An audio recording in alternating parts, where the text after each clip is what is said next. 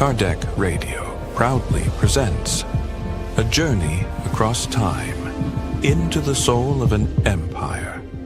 An audio drama inspired by the Spirit Emmanuel as revealed through the hands of the medium Chico Xavier.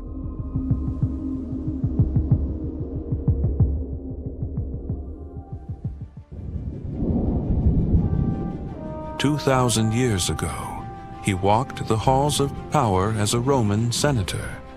Now, his spirit returns to recount a story of pride, love, and redemption in the dawn of Christianity."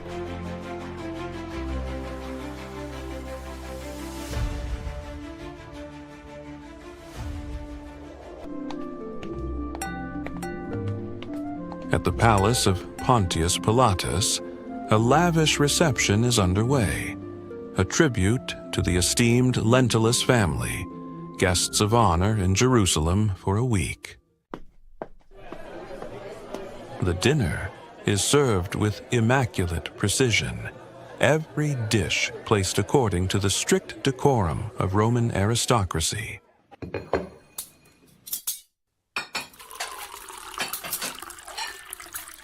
Slaves move like shadows between columns, some arranging dishes in perfect symmetry, others brushing away flies with bundles of fragrant myrtle, and still more, kneeling at the feet of the guests, wiping away the excesses of indulgence. At the head of the feast, Publius Lentulus and his wife Livia, Pilatus and Claudia, Salvius, Lentulus, and Fulvia. Names called out with ceremonial dignity by the master of ceremony. Today we are honored to have the presence of Publius Lentulus and his wife Livia, Pilate and Claudia, Salvius, Lentulus, and Fulvia.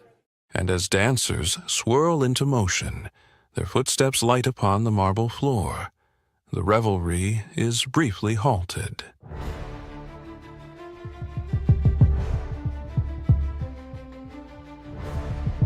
A gladiator fight arranged for entertainment is moments from commencing.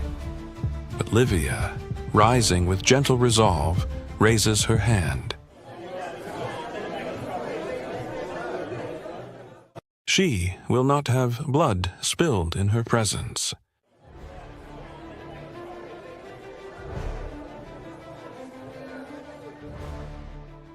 Senator Publius Lentulus, knowing how well your ancestors have served the empire as consuls and senators, it's a great pleasure to receive you and your family at our humble home.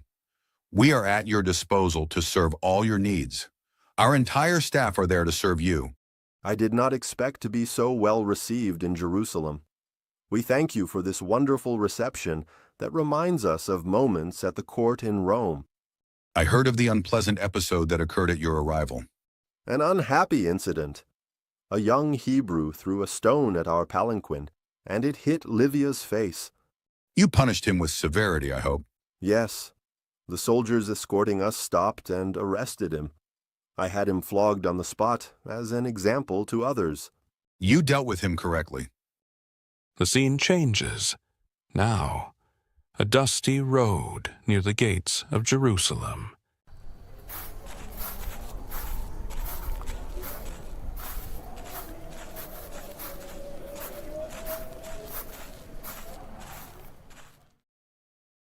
The retinue of the Lentulus family moves together, dignified, unaware of what fate is about to deliver.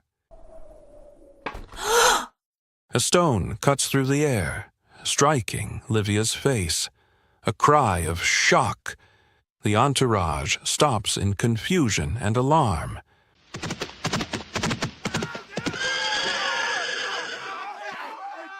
Soldiers rush forward, grabbing the young assailant. He struggles, but he is overpowered.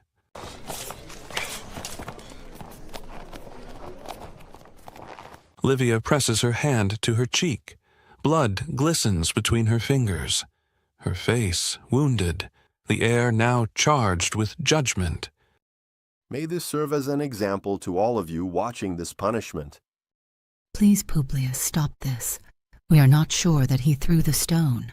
Flog him, no pity. I, Publius Lentulus, descendant of a noble Roman family, will not tolerate any act of violence against my family.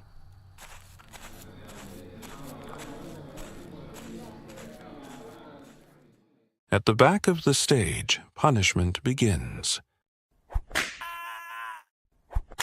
The boy, Saul, is lashed. No spectacle is seen, only the sound of leather meeting flesh, and the voice of suffering echoing into silence. No pity, no mercy!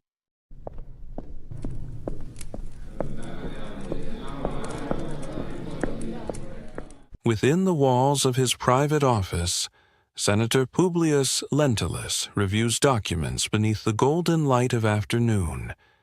The atmosphere is quiet, orderly, controlled.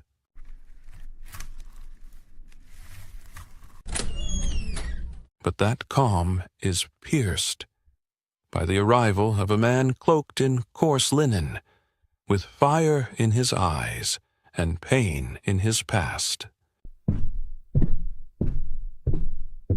André of Gioras, a name whispered with bitterness in Roman circles, now stands face to face with the senator who once judged his son. Two fathers, two enemies, bound by the same wound and the same child. Illustrious Senator, I am André of Gioras, a modest and penniless worker, father of the young man you had arrested yesterday and sent to the eternal bondage of the galleys. I have come to ask for your clemency. The arrest of my son will be the ruin of my family. He was just an ignorant boy who— If you are the father, why have you made your son such a useless person? I don't know what made him act like that. Senator, he is my right hand working in the fields. My wife and I will not be able to live without our Saul, our only son. I have no time to analyze your feelings. My sentence is irrevocable. Senator, people passing by said they could not be sure my son threw the stone. I don't care. A stone hurt my wife's face, and the arrest of your son will serve as an example to all. Now go. I came in all humility to implore mercy for my son, but you refuse to retract your cruel sentence that will end the happiness of all my days. My vengeance may be late in coming, but it will be unspeakable. Publius returned to the scene of the party and joined the other actors. How dare this man come to see you? You ordered his arrest, of course. No, I chose to put an end to all this. I ordered his release, but he had escaped. Escape from the galleys? Impossible. No one can escape from there. I am sure of it.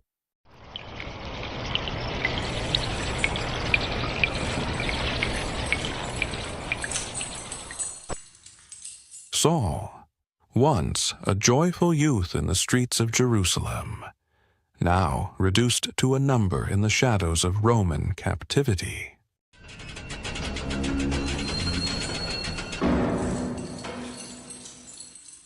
In the dark corners of the prisons, slave traders moved freely, seizing the young and the strong, tearing them from their homeland, selling them into lives not chosen.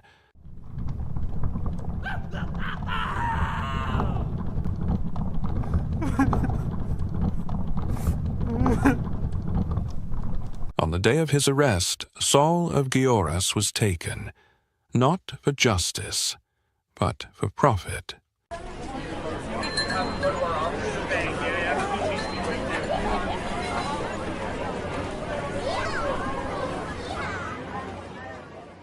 Now, Rome. Amid the clamor of its crowded streets, a slave trader bellows beneath the midday sun.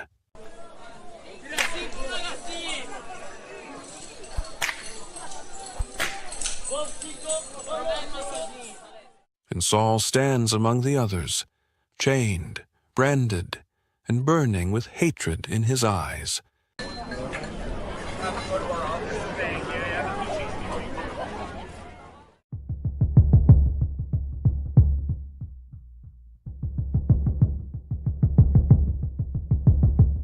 People of Rome, come closer.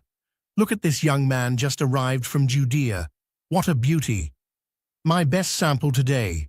He's young and strong, perfect from head to toe, and he speaks Greek fluently.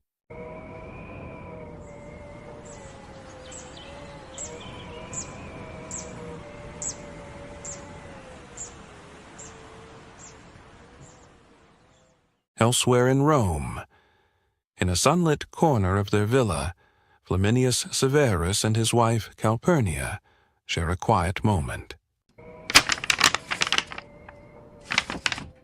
In Flaminius's hands, a letter, worn at the edges, fresh from a faraway land.